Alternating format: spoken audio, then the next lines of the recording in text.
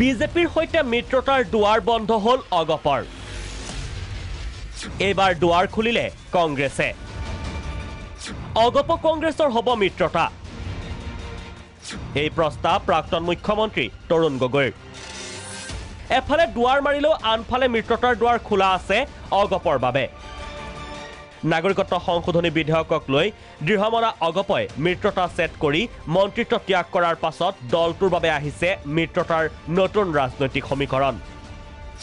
অগপৰ সৈতে মিত্ৰতাৰ দুৱাৰ খোলা কংগ্ৰেছৰ আঞ্চলিক দলটোলৈ মিত্ৰতাৰ আগ্ৰহেৰে কংগ্ৰেছৰ দুৱাৰখন খুলিলে প্ৰাক্তন মুখ্যমন্ত্ৰী তৰুণ গগৈয়ে দুৱাৰটো আমাৰ খোলা আছে সবলে দুৱাৰ আমাৰটো খোলা আছে দুৱাৰ খোলা থাকিবই আমাৰ দুৱাৰ খোলা আছে আঞ্চলিক দলটোৰ সৈতে মিত্ৰতাৰ পোষকতা কৰিলেও কিন্তু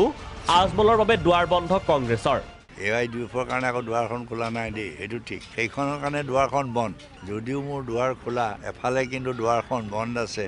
আজমলৰ কাৰণে দুৱাৰখন বন্ধ আছে কাৰণ আজমলক আমি শেষ কৰাতে আছো আনহাতে বিপিএফকো বিজেপিৰ সংগ ত্যাগৰ আহ্বান প্ৰাক্তন মুখ্যমন্ত্ৰী তৰুণ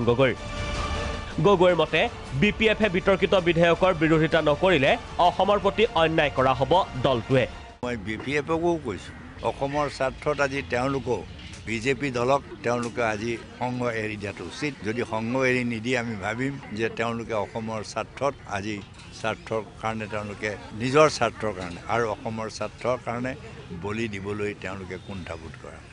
এনেদৰে এতিয়া ৰাজ্যত চলিছে মিত্ৰতাৰ ভঙা পতা ৰাজনীতি কংগ্ৰেছৰ সৈতে মিত্ৰতাৰ প্ৰস্তাৱৰ বল এতিয়া অগপৰ কোটত ভিডিঅ' জাৰ্নেলিষ্ট ৰিপুলৰ সহযোগত ৰুবুল গগৈ ৰিপৰ্ট প্ৰাগ নিউজ